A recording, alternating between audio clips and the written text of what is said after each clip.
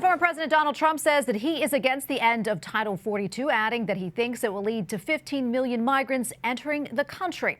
And at CNN town hall last night, the former president also weighed in on the fight for the unborn. While he did not commit to signing a national abortion ban, he did call the overturning of Roe versus Wade, quote, a great victory, and added that pro-lifers are now in a strong negotiating position.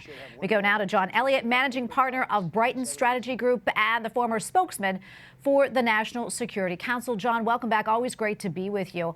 I want to talk about last night's town hall with former President Trump, but first, your thoughts on the end of Title 42 tonight and what you think comes next. Well, look, I think President Biden said it best when he said that this is going to be a chaotic period, or it's essentially chaos is what they're doing, and it's all on his watch. What you have right now, Tracy, just put it in perspective, you have, under Trump, there were 50,000 migrations or arrests of migrants coming over the border every month. Now what you have is with President Biden, up to now, it's been 4 times that. It's been 200,000 or a little under 200,000. Last few months, it's been over 200,000 per month. Now, with this new policy, the estimates on both sides of the aisle is that you're going to have twice what Biden has. So you're going to have 400,000 migrants coming over the border who are apprehended. And then that doesn't even count another, say, fifth of that who are gotaways. So you're talking really about 500,000 migrants coming across now. And so that's literally something like close to 5 million per year that we're going to have, more than twice what it is right now. So President Biden's absolutely right that it's chaos. But one other thing, Tracy, is that, as your previous segment alluded to, is that you have a solution that is being put out there, which is to reinforce or to reinstate what Biden did on day one in terms of eliminating the Remain in Mexico policy that Trump had. And the second thing is to finally build the wall. And you had that clip with Hakeem Jeffries saying that building a wall is medieval and it's some really bad thing. Let's just review the bidding. President Obama voted for a wall. President Biden, when he was in the Senate, voted for a wall. Everybody, both sides of the aisle, were for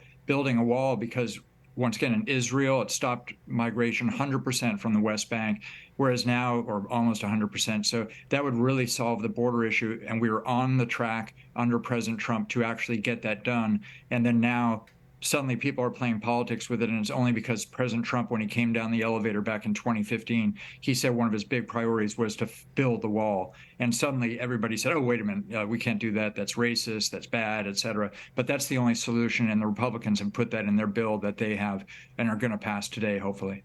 John, I know that you know the southern border pretty well. I mean, you served down there with the Marines as part of Joint Task Force 6. And as you know, President Biden is deploying about 1,500 troops to the border. Won't be doing the same thing as you did on your mission. Let's talk about that and what you think of that strategy by the Biden administration. Look, when I was a young Marine officer a while back, years ago, I was on the border with, as you say, Joint Task Force 6, which was a joint program that was put mainly to interdict or to report to the Border Patrols, because Marines and active duty forces cannot actually interdict. There are posse comitatus laws against that. But what they did is they used the best trained people, which were, or the best trained units, which in our case was a Marine reconnaissance unit. You have others that were from the Army and others that are very good at that. And what it was is having them in a tactical mission with the latest thermal gear, the latest vision goggles, et cetera, that they would be able to report to the Border Patrol in real time what's happening, and then have the Border Patrol then apprehend them. So it was a way to really clamp down on any flow of either immigrants or drugs across the border. And then now what you have is an explosion there. But what's happening, this 1,500 deployment by President Biden is a complete Band-Aid, and it's a joke. It really actually insults those active duty troops, because guess what? They're not going to be doing what we did, which was actually report on in real time the migrants and the drugs flowing across the border. Instead, get this, they're going to be working in a warehouse, pushing paper, doing administrative clerical work. And that's really an insult to these highly trained active duty forces, to have them essentially push paper instead of actually protecting the border with the Border Patrol. John, we have about a minute left, and I quickly want to pivot to this. I want to talk about that town hall last night with President Trump. You were a senior advisor in his 2016 campaign. So I want to get your thoughts overall. What did you think about that, and what stood out the most to you? Well, what stood out right away was that, look, he's very combative, and that's what a lot of us like, a lot of Americans like, because he's going to go just like he did in the first 4 years.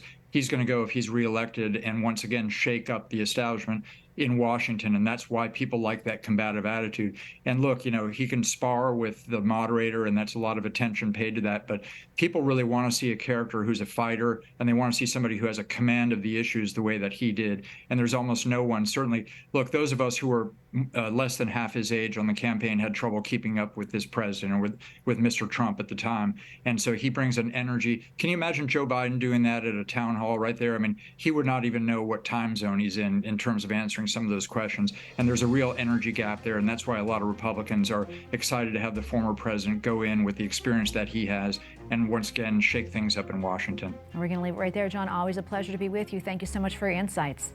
Thank you, Tracy.